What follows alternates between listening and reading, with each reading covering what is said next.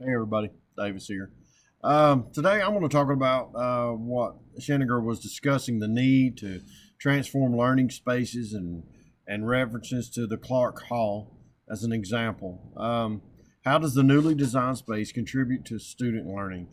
And man, that chapter, those few chapters that we had to read were great, and I totally agree with how they were going in and we're going to take a three-story building that's nothing like any school that we see today. Not a not a regular type of school, but this is something that the kids can be excited about. That they get to see as new wave and new age, and even the paint on the walls and all that kind of stuff. So I really believe it makes a difference on what they see and where they're at. And as we know, no two people learn the same at the same speed or the same way. Our classes are full of different learners, um, and we have to adjust that. And that goes with the building and where we're at as well. Knowing this, it would seem natural to design an area where students can enjoy learning, and that's what we're talking about here. We have to make learning where kids are excited about it. They want to be there. They want to do these things, and they want it in their life, and they'll take care of it if they have ownership in it. Students, this is evident in the way ELAs are taught at the elementary level. This summer, I'm getting to work with third to fifth grade kids, and I see how they're structured and what their teachers do with them through the year and how they're used to it. The same thing at summer camp, and students are divided into groups by their ability. They're provided time with at the Pacific Station throughout the day. Some of the teachers, someone in the group or a partner, and some individually. These educational stations are getting to where they're benign, as some work at their desk, while others are more relaxed by lying on the floor, crunched up in a beanbag. Would all this be considered individual independence and preference? As for me, I teach in the high school, and the kids that I have, let's just say they have to be self motivated because it's an online learning. I'm over all the early college classes that they get to take, the North Carolina Virtual Public School and the Cherokee County Virtual Public School.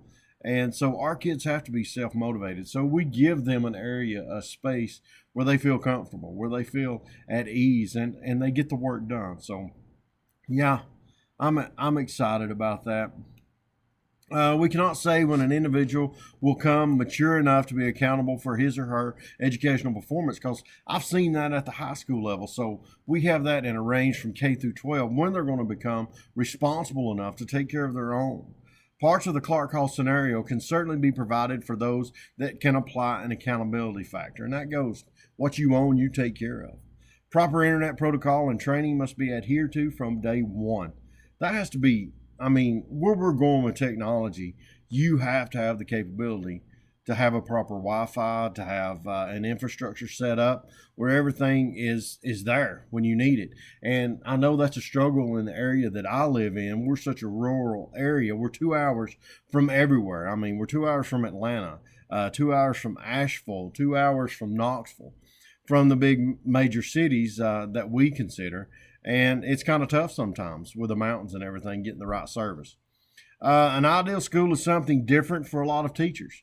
To me, I'm into athletics as well as instruction.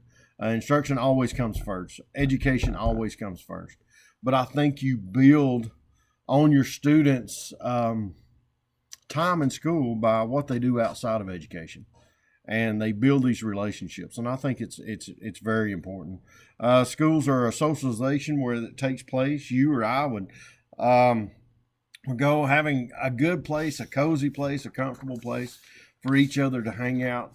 To me, you got to get the work done. I understand that, but if you make it a place where they want to do the work, then you're going to have a great outcome.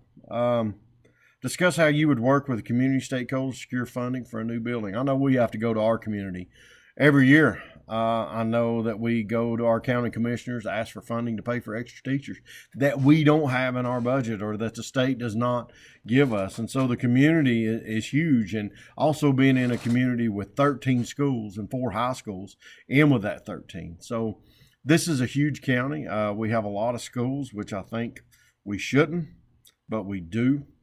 Working with business owners and community leaders from the local area will bring in exciting ideas. So if we can have this technology that the other business owners are using and we can teach our kids, I think it's a great asset. So that's my blog. I hope you enjoy. Thanks.